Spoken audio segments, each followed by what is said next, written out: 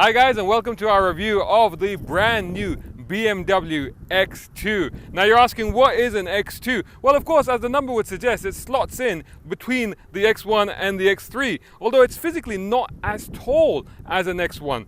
But having said that, it's meant to be the more sportier version of that car. If you think of, say, the X6 compared to the X5 and then the X4 compared to the X3, but whereas the X4 and the X6 have these kind of fastback sloping rears, this one doesn't. In fact, it's a little bit more of a hatchback shape. And if you think about it, in this sort of segment, the Mercedes GLA actually does the same sort of thing. So it's more sort of, I would say, crossover rather than SUV. But it's definitely supposed to present the sort of more sportier image. I mean, if you think about the X1, the X3, and maybe even the X5 as more sort of mumsy school run cars, then their even number counterparts are supposed to be the more hard-charging BMW-esque, dare I say, counterparts or versions.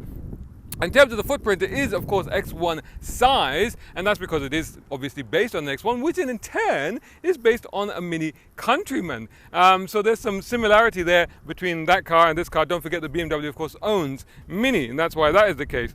Now, it's an interesting shape overall, and I think there's a lot going on here at the front. There's a lot of lines, it's a little bit fussy, and what strikes me as quite odd is those kidney grills, the traditional BMW kidney grills, because in this case, they seem to be wider at the bottom than they are at the top, and it almost gives the car sort of sniffing its way ahead. You know, it's kind of like, I don't know if I want to go there. Yeah, it's a bit off-roady. I think I'll go this way. So I think that's what that is all about. The side profile I do quite like. It's got that, like I said, that sort of raised hatchback look about it, and I like the way they put the BMW logo, the little roundels in the C-pillar. I think that's quite a nice touch. But what's with these wheel arches? Couldn't they find a compass to make them round? Because they're all kind of, rectangular shaped, kind of weird. But, interesting nonetheless. Now, under the bonnet, the cars that we get, they get a 2-litre turbo engine putting out 190 brake horsepower, and that's mated to a 7-speed dual clutch automatic, and front wheel drive. You can also get them with all-wheel drive. The X denotes the all-wheel drive. 0 to 100 is in about 8 seconds. The price? 240,000 dirhams, which is about $65,000. So yeah, a little hefty on the pocket considering the size of the car. But considering the size of the car, is it practical as a crossover? Well, let's take a look. As usual, start with the boot. So check this out. That's how you open this. That's kind of cool, isn't it? And inside, it's actually a surprisingly spacious boot considering the size of the car. Fairly deep, not too high, although if you lift that, you do actually have an underfloor compartment, and quite a deep one. In fact, you go further down, there's quite a big bin over there. So actually, a load of space there. You can get quite a few suitcases if you need to. There's a little bit of a lip, because you have to just get it over that bit, otherwise it's not. So there's nice kick plates there to stop that getting scuffed. You've got a net here, you've got power supply, you've got a light over there. Look at these 3-way split folding seats, elastic strap to hold there, and that's pretty much it. And you can, of course, use the button to close it. Let's get in the rear and see what that's like. See if I fit in there.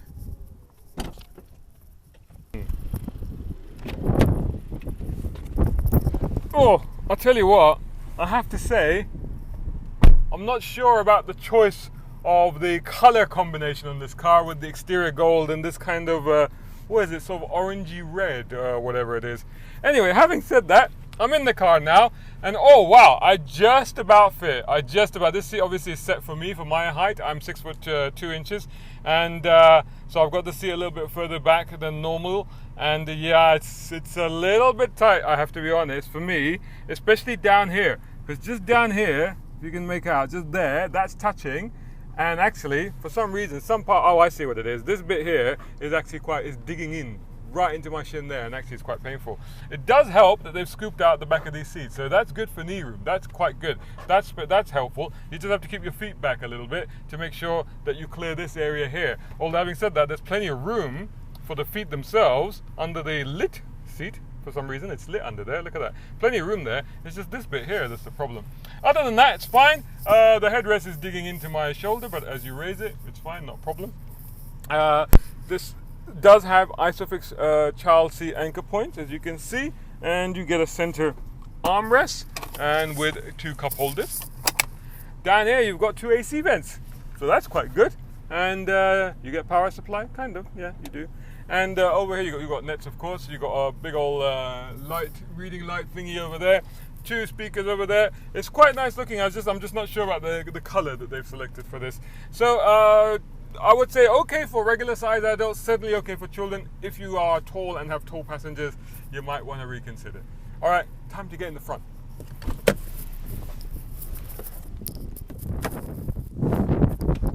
Here we are in this quite bright interior. Let's start up. There's a start button, of course, and there you go. This is not the base model, obviously. In this market we don't get the base model, so it's sort of an M-spec version, as you can see from the little telltale badge there at the bottom of the steering. Not flat bottom, not flat, quite a normal steering, quite a normal instrument panel actually, and all the usual stuff. You've got your computer thing there, which you can scroll through all the various things, but you know, not too much else really. You have got very useful 9.3 liters per 100, not bad I suppose. You got, I don't know if you can make it out, just about you can make it out. You've got a heads-up display there, which also gives you navigation and stuff like that. There is your big old screen there, that's quite handy. And it is actually touch screen, and you can do all of that sort of thing, swiping and all of that. It's got all the usual BMW stuff. I'm not going to go into too much detail. Climate control, pretty good, had no troubles there. Nice stereo sound system, very good. There's your usual controller, so in addition to that, you know, you can use the controller here as well to choose all the various menu options, whatever you. Down here you've got Eco, Pro, Normal, Sport. So here you go, there's the Eco mode, and it tells you there, efficient, dynamics. Configure Eco Pro, so you can configure it as well. Or you got Comfort, and then you got Comfort right there, and then you got Sport, and then you got Sport there, and you got Sport there, and you can have Sport displays. Well, that's, I guess, your sports display. There's your sports display. That gives you the power and the kilowatts and all that. I need BHP in pounds for. Anyway, and the rest is pretty standard. You got your e-brake here, 2 cup holder, little-ish compartment there with a cover, which only comes down to there, oddly enough. Shouldn't it come down all the way? Oh, I see, there's 2. There's a bottom one that meets the top one.